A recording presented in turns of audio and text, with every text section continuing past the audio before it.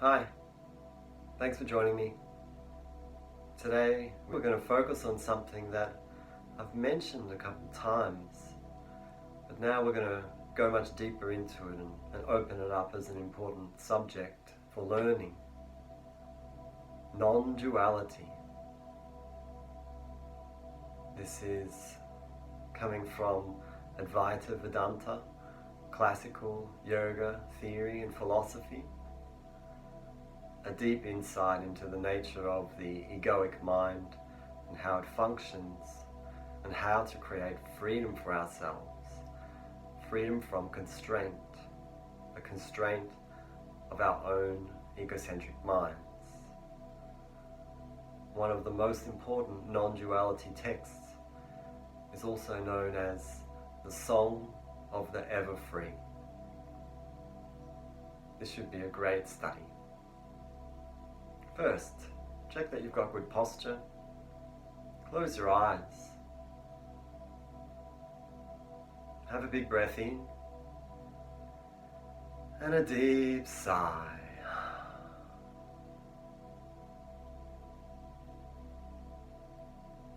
Just being relaxed in this moment. A simple scene. Taking time.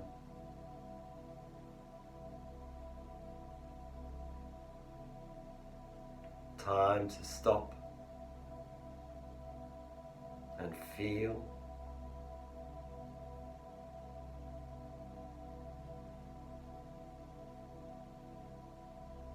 Time to observe.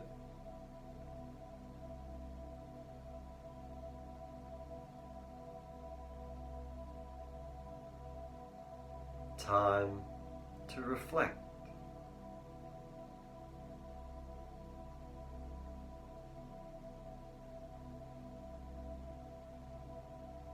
Time to listen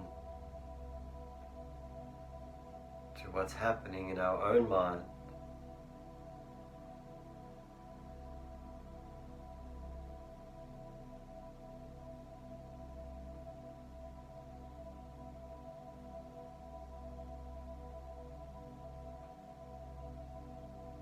Time to be quiet.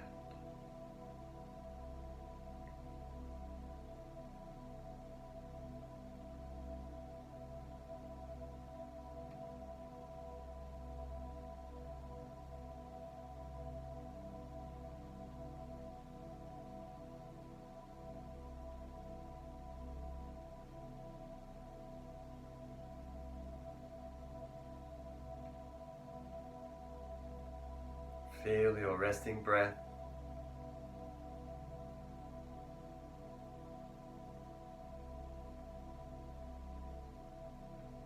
Gentle, steady, and relaxed.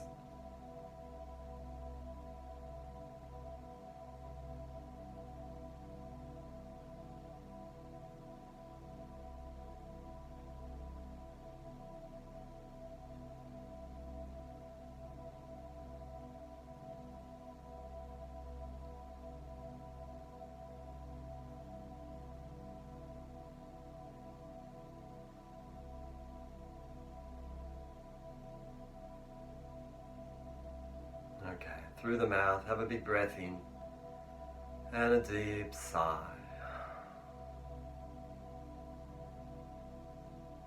And then open your eyes. So I'm going to do more than one session on this non-duality topic. We'll start today with some introductory ideas. Now, non-duality, what does that mean? Well, it's the negation, the nonsense of the idea of duality. Duality, dualisms, these are opposites usually, pairs of good, bad, right, wrong, happy, sad, dualities. And we've looked at these with the 8 worldly concerns. We had desire for happiness, but fear of suffering. Desire for importance, but fear of insignificance. desire for praise, but fear of criticism, desire for gain, and fear of loss. They show the idea of opposites and how we fluctuate between the two, how we notice and distinguish dualities and then respond emotionally to them. And this is where the main problems start in our lives.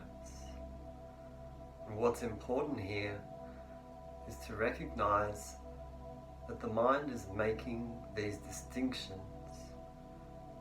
Actually, they are labels. Labels that we believe are true. Now, the first main duality is the notion of self and other. My mind constructs a reality positioning itself at the center, where it labels itself me, a person. I have a body, this is my body, and I exist in a world that is potentially threatening to me, to my happiness and security. Other people, the same. This duality creates separation. Once there is me as separate from others, I have lost the idea of we are all one. We exist in opposition to each other. And we see the development then of self-cherishing, where what I want and need becomes my total priority, a deep-seated unconscious preoccupation, obsession. In previous sessions, we've been looking at the self-cherishing model and how we can transform it and get back that connection that can otherwise be lost. But going deeper into the notion of the construction of the sense of self, what yoga does is gives you an opportunity to look beyond that. In fact, many of the old yogic texts simply ask, why do you think that you are separate? Where did you get that idea from? So I'm going to read you something from the Avadhuta Gita. This is one of my favorite yogic texts. It comes from the genre of Advaita Vedanta, Non-Duality. It's a beautiful little book of poems, really, continually emphasizing that dualities are unreal. They are purely projections of an egoic mind that is deluded, that does not recognize the truth. For example, here, early on in the first chapter, truly, I am imperishable, infinite, and the embodiment of pure consciousness. I do not know how happiness and misery are experienced, or who it is that experiences them.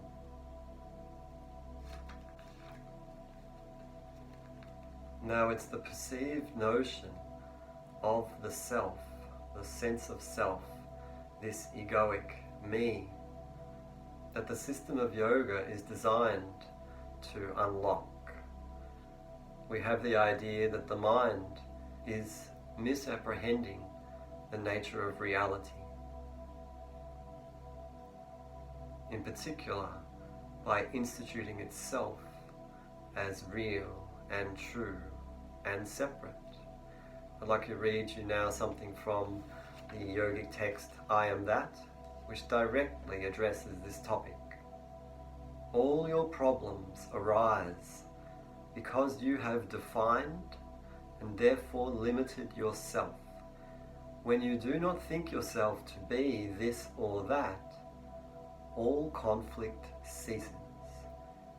You have enclosed yourself in time and space, squeezed yourself into the span of a lifetime and the volume of a body, and thus created the innumerable conflicts of life and death, pleasure and pain, hope and fear. You cannot be rid of problems without abandoning illusions. Close your eyes.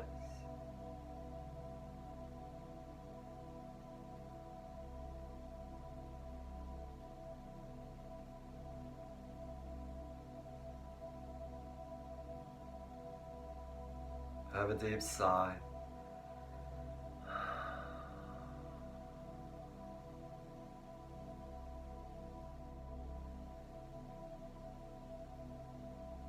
Okay, open your eyes again.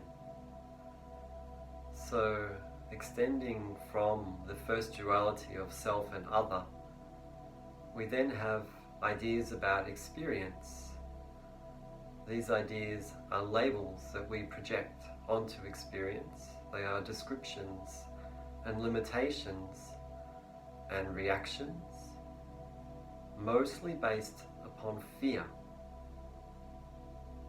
So we have the notion of good and bad, the things that we think are right or wrong, and these move into the larger topics of happy or sad. Let's do a little meditation. Let's look at how your mind does label things constantly all day long. Sit up straight. Close your eyes. Let's look for the notion of good and bad. From when you woke up this morning until now, you encountered many micro moments. Moments where you felt and noticed things occurring, happening around you and to you, as distinguished by your egocentric mind. And what you will have done many times is distinguish things as good or bad. Now, you would have had emotional reactions to those distinctions afterwards, but first of all you would distinguish as good or bad. For example, I wake up and my first feeling is I'm tired, it wasn't a good sleep. The feeling of that is bad. You then look out the window and see that it's raining and your mind says bad. Maybe your back is hurting. Your mind says bad. But then maybe you look at your phone and you get a nice message from someone and your mind labels it good. Maybe you realize, I've got my favorite breakfast today, and your mind labels that as good. And then maybe when you're driving to work, you get lots of green lights, and your mind labels those events as good, good, good, until you hit a red light perhaps. So, I want you to do this study yourself. From when you woke up until now, move through your day, and first we're going to look for good, starting right at the beginning and come all the way to now. Let's say we'll take 3 minutes to do this. I want you to notice what you have been labeling as good. Good feelings, good events, things that you like and want to happen. Let's have a look.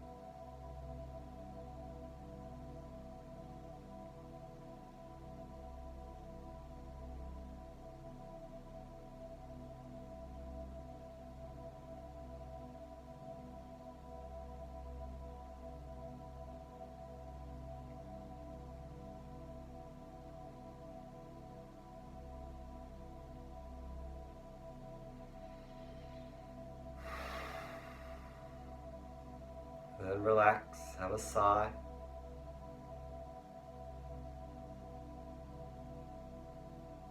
Open your eyes. Hopefully that was pretty clear to you. That there are many, many occasions. Of course, as an experienced meditator, we'll be noticing more detail. It's like you could see 100 things when a distracted person will only see 10.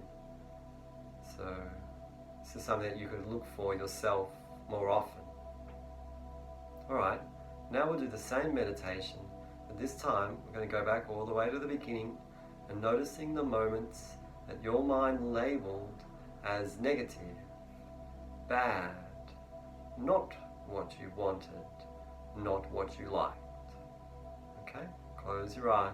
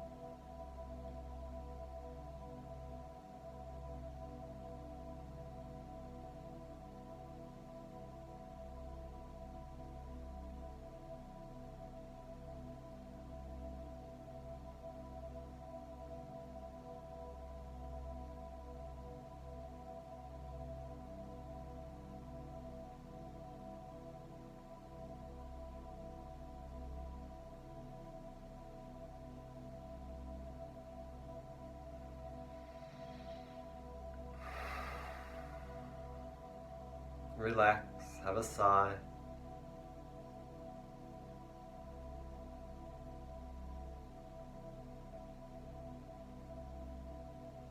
Then open your eyes. Okay, so hopefully that was clear for you, the two different labels that your mind has been making. It has been doing this pretty much every moment of your whole life, and if unchecked, will continue to do this for the rest of your life. Now, we have the idea of Sisyphus, who is rolling a ball up a hill endlessly for eternity, and that's a comparison that applies here. If we just swing from good to bad, good to bad, well, that type of life will have lots of anxiety and easily slide into depression. So it's really important to see how your mind is doing this labeling, how it is existing within the constructs of duality, compulsively, seemingly without choice, but then realize that it is absolutely a choice. A mindful person can change that type of lifestyle. So, coming to the end of this session, what I'd like you to do is notice your mind being dualistic.